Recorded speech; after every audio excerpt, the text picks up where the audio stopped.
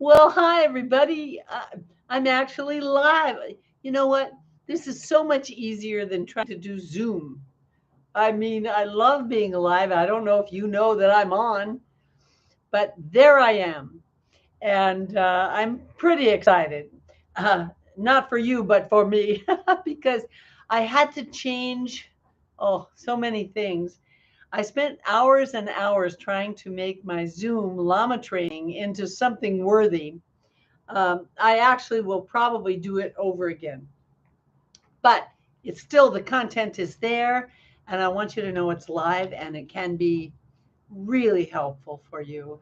Um, I learned it by mistake, by accident, by working hard on something that bothered me. And because of that, it really was a lesson for me, a gift from God. I don't know how I got it, but the way that I got it opened the door for me to be able to communicate with my species. And when I was able to communicate with my species, I was also uh, building my confidence and my self esteem. And years later, I discovered that it's fun to teach this to other people. And although you may hear many of my stories as time goes on, it's much easier for me to be a teacher, be a trainer, be a consultant, help people with their scripts, tell them what to say and how to say it, coach them on doing it without a hidden agenda of any kind. And I love that. And I'm coming out of retirement in order to do that because retirement is boring. I mean, if you've been in sales and call centers where 50 people are alive and they're all on the phones, 100 people, and gee, at eBay there were, I don't know, 1,000 people. I want to be interested every single day when I open my eyes. And even though I'm an old bag, I still have my stuff, and I know how to teach it. And what I really decided to do was have, the trainers, any trainer in any place who trains customer service, sales, retention, coaching, I want you to be able to come with me because really, if you stop and think about it, the 40 to 45 years of experience doing this has paid off. I love to write. I'm writing about 4 or 5 books all at the same time. One of them is going to come out pretty soon because I called it, the working title was called Every Job Takes 10 Minutes. And all that is about, getting your head straight. And it only takes a few minutes to do that. Physical jobs may take longer. Anyway, so I was looking at my sales survival guide. That was the first book that I ever wrote. And I wrote it because I went to this National Speakers Association meeting, and it was really wonderful. I got to meet some fantastic people. Tony Alessandra is where I met him, and a few other major speakers. But I'll never forget what he said from the front of the room when I was attending one of his sessions. He said, "Publish or perish." He said, "Write a book about something, especially if you believe in it." And that's exactly what I did. I went home and I said, I don't want to teach people how to sell, really. I mean, everybody can teach that. You can read a million books on it. What I wanted people to know how to do is to survive in the sales game, to actually survive being in sales. It's pretty wonderful. In fact, uh, if you ask my children, you will know that at different times of their lives, I taught them how to sell. And the reason I taught them how to sell was because I figured the last person in the world who ever gets fired is the salesperson. Because if people don't sell, the company cannot survive. And this is one of the big problems I think today with coaching. I mean, personal coaching is probably one of the greatest careers a person could have. And in today's world, everybody seems to need a coach because we don't have the kind of guidance that we had years ago from mentors and other people. Um, but the coach, who even if they're a wonderful coach, they don't know that they're supposed to sell the coaching.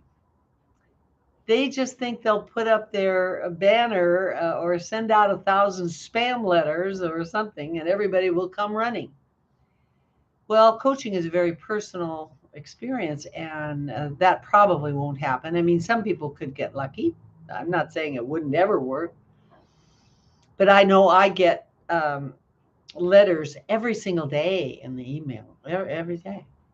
They write to me and they tell me how they're going to build my clientele. They're going to build my database. They're going to give me a database to start with that they are going to that they are going to get for me, and by that I should make $1 million. And then their return address, their phone number's not there, their company doesn't have a website, or they have a Gmail address. And I'm fascinated by how I got on somebody's list because it probably said trainer or coach. And they're writing to me these spam letters. I get, I don't know, I could look up my email right now and tell you how many I get a day, but I get many every day.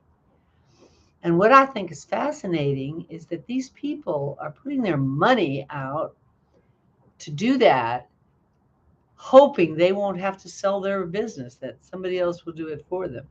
It doesn't seem like they're offering to get you business. They're only offering to get you the names of the people who could get you business. You with me? Yeah.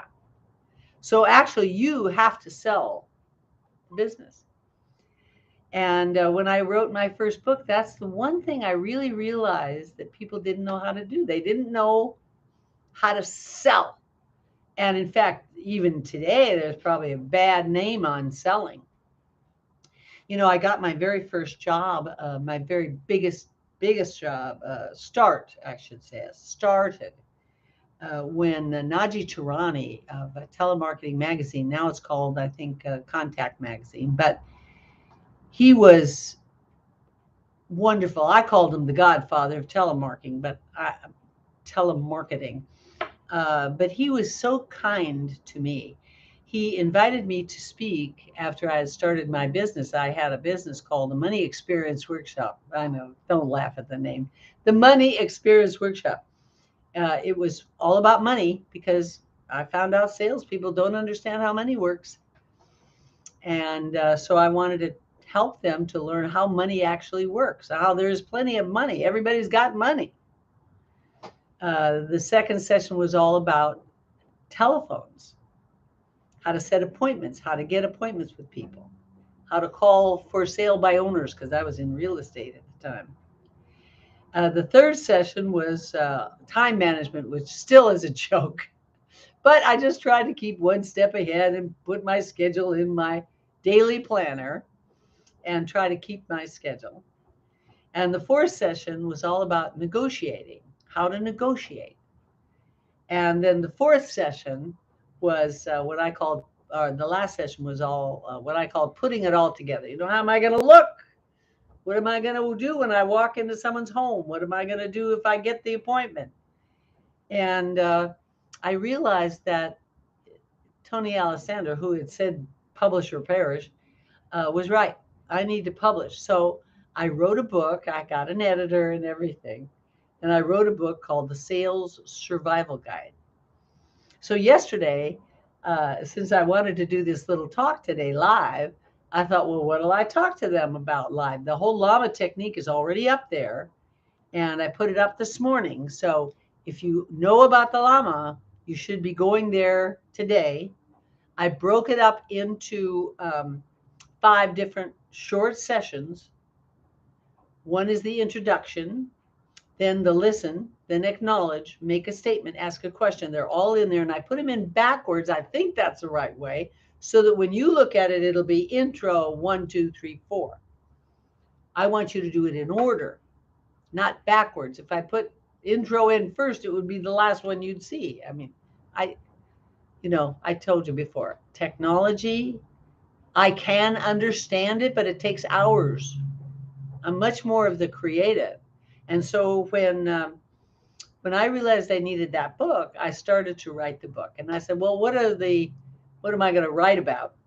Well, I'll tell you all about that at some other time. But I went into the book yesterday and I opened up my sales survival guide and I picked out a piece of paper. Okay. And I wrote down some things on here that are in the book. And you can still buy the book on Amazon, the Sales Survival Guide. I forget how much it is. I don't remember how much it costs, but you can buy it on Amazon. And so I had a lot of expressions that I learned from different people that helped me to remember to keep my sales hat on. One of them was the first one it says here is, well, of course, I love Werner Erhard's little book. I still carry it. I took the EST training in, 1974. I never forgot it. I use it every day. And he had this book. This is so cool. This is called, if you open up on the cover, it says, or inside the cover, it says, if God had meant you to fly, he would have given you wings. Or up to your ass in aphorisms. Now, I totally love that because I have lived by aphorisms. One of them is the universe always says yes. Now that not only is that an aphorism, but for most of my life, it is the thing that has guided me no matter what. I think about, and when Star Wars came out and they talked about the Force, oh, this was heaven for me because I understood that. I realized that. I loved that. And so the Force is with you, you know. Use the Force. Luke, use the Force. Or what's that other one? Do or do not, there is no try. And I get those things. Those things mean something to me. Never argue for your limitations or they are yours. That's a hard one. And you know why it's hard? Because we spend so much of our time rethinking what we thought before. Over this last couple of years, every morning I meditate, somewhere between 20 minutes and 40 minutes. And then I write down what I'm going to do today and things like that. So as I do that, I realize I don't have new thoughts. I hardly ever have a new thought. The LAMA was pretty new for me when it happened. That's why it was so successful. No one had done that before or had written it down. In the Sales Survival Guide, I was just trying to tell people how to be in sales, not how to sell. I mean, there are some tips about how to sell, but that wasn't the point of the book. The book is how to survive in the sales game, especially when you've got people from all sides telling you what works and what doesn't work. Well, actually, they're not. They're telling you how to scheme and how to trick and how to strategize and how to set goals, and then they forget the part about how to be depressed when you don't make your goal, or how to dump a slump. Does anyone ever tell you how to do that? The book that's in the book. My son Stephen rewrote that chapter for me years after the first book came out, and he did a beautiful job on that chapter. I called it How to Dump a Slump, and he, being an English teacher and major and cool, he wrote slump dumping. And, it made a big difference. People tuned in to slump dumping. Anyway, so the universe always says yes. This is my very, very favorite all-time thing. If I can't think of anything else to say or do that'll cheer me up or make me feel better, I can always say the universe always says yes. So if right now the universe is telling me that I can't have something, or that something has gone wrong, let's say something real has gone wrong. Well, the universe says yes, so something good must be coming out of this. The universe doesn't know from bad, only good, moving forward. The sun never goes backwards. And I've often likened it to gravity. Excuse me, gravity. See, gravity is the coolest thing. You never think about gravity. You don't worry about it. If I drop this paper, it's going down. No question. But we don't give credit where credit is due to the planet, to the universe. It's always expanding. It's always moving forward. And you're in it, so you must be moving forward too. So I hope that you will enjoy the sessions. I don't know how often or when I'm going to do these live things, but I thought I'd leave you with a couple of them today. All right, the first one is, of course, the universe always says yes. Now, I'll probably say that until you get it, because you don't always get it at first. And I want you to get it because there is nothing against you. In my training, when I talk about intention, I say, why don't you just write down everything that could stop you? You're thinking of it anyway. So why don't you just write it down? What could stop you?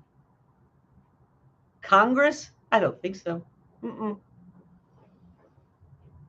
All the news on CNN? No. Your own old stories? Maybe. So today's lesson, or fun thing to do, is to remember all throughout the day, the universe always says yes. And then, as a very wise man told me one time, I was trying to sell him something, and I think he already had something like it. I remember what it was. He was doing a business that made him a lot of money. He was making, I don't know, $2,000-$3,000 a day speaking. And I wanted him to sell my books and sell my time management system that I had. And he was so funny. He just looked at me and said, Judy, I never drop a dollar to pick up a dime. I never forgot that. He says, I never drop a dollar to pick up a dime. In other words, he's not going to give up his speaking career that makes him thousands of dollars to sell my little book, which makes him $1.50. So smart. I never forgot it. All right, so I don't want to keep you too long. I want you to have a wonderful day. I want you to have a wonderful weekend. I'm doing this on Friday. I used to do Quick Fix Fridays, and it worked really well for me. I want to be a little more modern. Naturally, I want to be a little cooler, but I really want you to be successful. If you would write to me and ask me what issues you have or problems that you have in sales or coaching. I mean, I coach some big shots across this country right now. They call me. I don't even get paid. That's because they're friends of mine. But I love you and I want you to be successful. So why don't you go out there today? Don't scheme. Don't strategize. Have no hidden agenda. Never drop a dollar to pick up a dime. And enjoy your career. Be wonderful and kind to other people. Never make them feel wrong or stupid. And if you do forget and you make them wrong or stupid, apologize and start over. It'll be a great day. I'm going to have a great weekend. I'm going to play pickleball tomorrow. I don't know what other good things I'm going to do, but I'm going to do some fun things. All right. I'll see you later. I'll put more makeup on it. I don't look a little pale. All right. See you later. Bye-bye.